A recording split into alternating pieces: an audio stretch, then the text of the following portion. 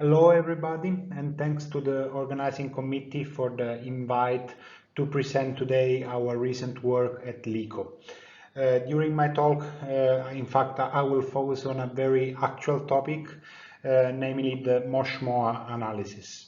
In particular, I will start with a brief overview of the topic to focus afterwards on the details of the techniques utilized to tackle this problem.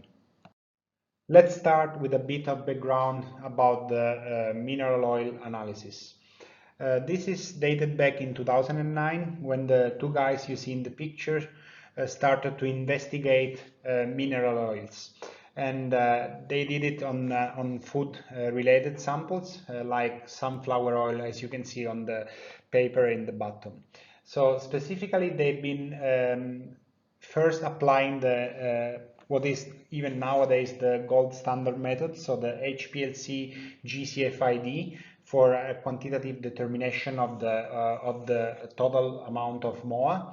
Whereas on the second article, there are the first experiments done with the comprehensive two-dimensional gas chromatography for an in-depth characterization of the mineral oil fractions. Though, what is a mineral oil? If we look at different websites from less to more scientific, we can easily understand that there is not a unique definition. And in fact, many different names are used often improperly to describe mineral oils. And this is already causing lots of confusion. But looking more to the scientific part of it, we can define a mineral oil as a product produced from crude oil by different steps, such as distillation or chemical modifications. A mineral oil consists predominantly of aliphatic and aromatic hydrocarbons, the so-called MOSH and MOA fraction, and it is designed to fulfill certain physiochemical properties, as for example viscosity, mass distribution, boiling point range, that are related to the final use of such oils. Often the mineral oils are characterized by standard methods with respect to the physiochemical properties as said, which would be viscosity or mass distribution. The following slides are meant to give a bit more of insights about the type of molecules we refer to when we talk about MOSH and MOA. As an example, when we refer to MOSH, so mineral oil saturated hydrocarbons, we refer to normal alkanes, so straight chain, to isoalkanes, but also to cycloalkanes with different cyclic rings, so naphthenes, mononaphthenes, dinaphthenes, trinaphthenes. Looking at the MOA structures, so mineral oil aromatic hydrocarbons, they consist mainly of alkylated aromatic hydrocarbons. And as you can see, there are different numbers of rings involved, mostly from 1 to 7 rings aromatics. And we will see in the next slides that they have different toxicology according to the number of rings involved.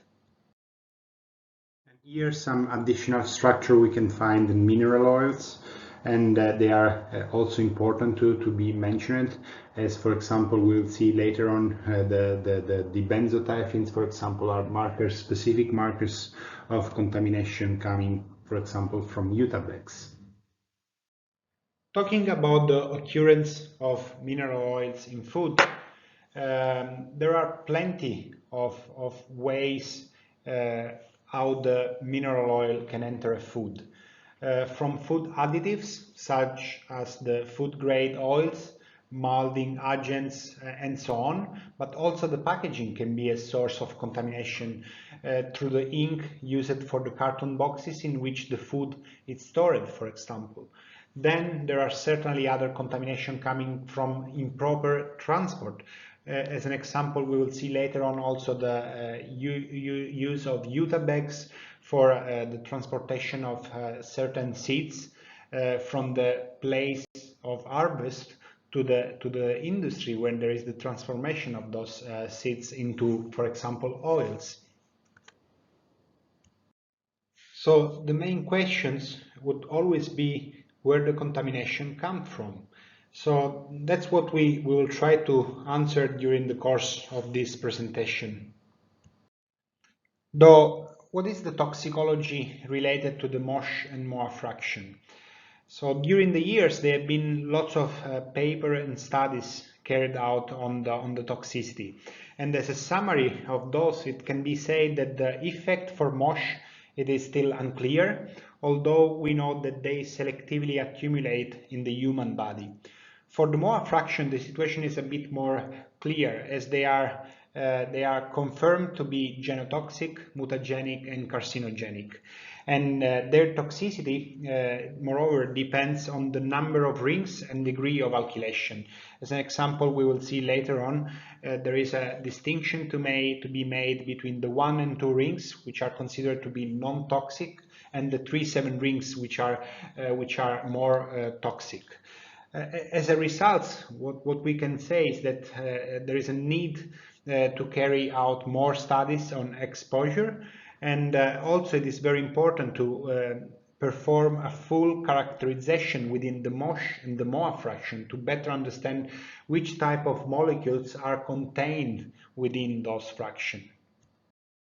In this respect, already back in 2012, the EFSA, so the European Food and Safety Authority, released a scientific opinion on mineral oil hydrocarbons in food. And at least talking about the analytical methodology, this opinion required or recommended to have an improvement of the analytical methods used for the determination of MOSH and MOA. And you see below some more detailed recommendation regarding this kind of analysis. And here together one more time the two official documents from the European Commission. On the right side we have this opinion we have been discussing quickly in the previous slides, where already the EFSA in 2012 suggested to use the HPLC online coupled with the GC and flame ionization detector as a method for a quantitative determination of mineral oils. Although it was already at that time recommended to start to explore the use of Gcgc Fid or Gcgc even with MS as a more powerful method and effective method for the determination of mineral oil. When we look instead on the left side, that's the JRC technical reports that has been released much recently in 2019, where once again there was already clearly mentioned that the Gcgc MS and FID could be an alternative good solution for the investigation of mineral oils because of the superior chromatographic power of such a technique. But let's start talking about the techniques used for the analysis of mineral oil. And certainly we need to start from the HPLC as a sample prep technique. So why it is used, the HPLC? Essentially because of the sample capacity offered by the liquid chromatography. And also we know that liquid chromatography offers an efficient sample cleanup and allows for selective separation between the MOSH and the MOA fraction within the samples. Normally this is performed by using a normal phase column, silica type column, 2 millimeters column in order to have enough sample capacity, because we know that we need to inject lots of samples in order to have a good limit of detection and quantification. The flow rate is ranges between 200 and 500 microliter per minute.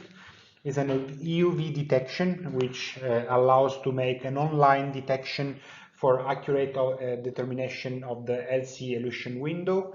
And also it's very important to mention that it's a closed system in order to avoid contamination during the sample prep steps. As another benefit, we can certainly mention that the HPLC columns can be used for many analyses. Around 2,000–3,000 analyses on the same column will not create any problem. And of course, the connection to online to a GC offer good automation of the whole process, allowing to have also a very high throughput.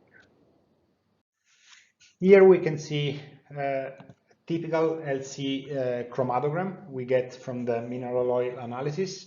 And just to be mentioned that the solvents used are hexane and dichloromethane as a polar solvent. And about the detection is a standard UV detection at 230 nanometers. And they are transferred selectivity to fraction of each 450 microliter from the LC to the GC. And as you can see here, this first part relates to the transfer of the MOSH, and there is no big signal because, of course, of the hexane and the UV wavelength acquired. Whereas we can see a very clear signal when it starts the transfer of the MOA, because the aromatics are better detected by using the UV detection. Here we can see a summary of the whole methodology. Basically this is the methodology proposed by Biedermann and Grob already back in 2009. And as you can see from the LC, 2 fraction will be transferred selectively to the GC, and before that each sample is spiked with a certain amount of internal standard in order to control both the LC transfer, so that is happening according to what is the motion MOA fraction, but also those standards are used for monitoring the loss of volatiles in the MOSH and MOA fraction, the presence of possible coelution, and finally, and most important, for quantification purposes, because it will be a single point quantification. As we can see from this summary of the Lcgc transfer, so some of the standards are also used to determine the end and or the start of a fraction from the LC. So they need to be in the corresponding GC fraction to make sure that there was a clear and full transfer from the LC to the GC. What we see in here are typical Lcgc Fid chromatograms. And as we can see in all of them, what we define mineral oil contamination is basically an amp of unresolved peaks, and that's what we will quantify when we talk about mineral oil contamination. So what can we see from these chromatograms? We see that there is no sufficient separation, and it is difficult to assess whether and where the contamination comes from. Also, it's very not so easy and friendly to identify markers of contamination, such as, for example, the opanes, prestanes, phthalates, and so on. There is not a clear separation of the POSH from the MOSH fraction, and also might be difficult to reveal and identify the presence of natural interferences, such as the terpenoids. Let's step back to the previous slide I already showed about the EFSA recommendation. So what we did at LECO, what we are still doing, is working on a configuration, on a Gcgc TOF-MS configuration, able to provide more insights about the mineral oil contamination and give additional and meaningful information to help resolve this issue. A bit of background about the Gcgc technology before we move forward to the core of this presentation. Let's think about a typical GCMS instrument. We have an inlet, a capillary column, and a mass spectrometer, in our case a time-of-flight mass spectrometer. What happens during a conventional GCMS run? We inject the samples constituents will be separated according to their boiling points or polarities, and will be detected by the time-of-flight mass spectrometer. The result is a linear chromatogram in which the retention time is displayed on the x-axis and the signal intensity on the y-axis. What happens then when we move to Gcgc? We add the so-called modulator and a very short segment of a capillary column as a second dimension. This capillary column has an orthogonal separation mechanism compared to the first column. This allows to provide further separation of our sampled constituents. As you can see in the image below, we'll now have an x-axis displaying the retention time into the first column, a y-axis displaying the retention time into the second column, and then we will have a z-axis that will represent the signal intensity on our chromatogram. As can be seen with such technique, we have the chance to separate much more components, and indeed if we look at the fundamental equation for the peak capacity, we can see how the resulting peak capacity is now given by the product of the peak capacity of the first column multiplied the peak capacity of the secondary column. And this is easily translated to a huge, tremendous increase in the separation power of such instrumentation and technology. Here is just an overview, schematic overview of a Gcgc comprehensive two-dimensional system. So it's pretty much traditional. You see, it's a conventional GC oven, in this case from Agilent. So we have an injector over here. Then we have a first dimension column, which is a pretty much conventional column. So regular size, length, and internal diameters. Then we have a junction between the two columns. So a column connector, basically. Then we have the modulator, which is considered to be the core of a Gcgc instrumentation, and this allows to trap and release a portion of the effluent coming from the first column, and the secondary oven, in which is coiled the secondary column, and this can be separately heated and cooled to control the retention into the second column. Here you can see a typical Gcgc contour plot obtained for our internal reference samples for mineraloid analysis. On the x-axis, you can see the retention time on the first dimension, which is a mid-polar capillary column. On the y-axis, you see the retention time of the second dimension, which is a non-polar column. And what we use this sample for, it is used for to determine the regions where specific class of contaminants elutes. For example, we can see here the POSH, the normal and isoparaffins, the monoaromatics, D3, D4, etc. aromatics, but also to define the region of elution for certain markers like the opanes and steranes. LECO, we currently work on two different configurations. So the first one is the fully qualitative platform, the Gcgc TOF-MS, and this is meant to be used in order to recognize which kind of contamination you have in your sample and to identify markers of contamination, such as what we will see in a few slides, opanes or sulfur-containing components, and etc. And the second configuration is a fully integrated platform with dual detection. This is now here summarized as Lcgc TOF-MS FID. This platform is both qualitative and quantitative, and as you can see there, can be used online, so with a direct coupling between the LC and the Gcgc part, or offline. It means that the LC can be used as a fract and collect, so collecting the two fraction of motion more, and then injected offline using a PTV injector type or an on-column type, depending on the specific needs from the user. Here are a few details regarding the fully qualitative platform, so the Gcgc TOF-MS. So as I was mentioning previously, this is used for qualitative purposes, so it allows the user to unveil specific markers of contamination or also determine the presence of interferences in the sample. It is a very straight configuration, so Gcgc TOF-MS, and this can be used in conjunction. I've highlighted in here with different type of injector depending on the specific request. So it can be either a split splitless, or a PTV type injector, or an on-column. This is depending on the customer or user choices.